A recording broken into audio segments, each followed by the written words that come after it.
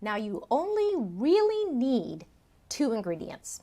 That's aloe vera gel, 1/3 a cup of aloe vera gel, and then 2/3 a cup of 91% isopropyl alcohol.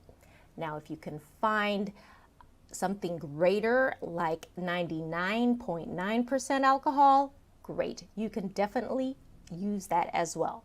The reason the percentage of alcohol content is important is because the CDC recommendations for hand sanitizer is to have at least a 60% or greater alcohol content. So if you're using the ingredients at the exact measurements that I am giving you, then you're going to hit the 60% with the 91% alcohol at 2/3 a cup and the aloe vera gel at 1/3 a cup.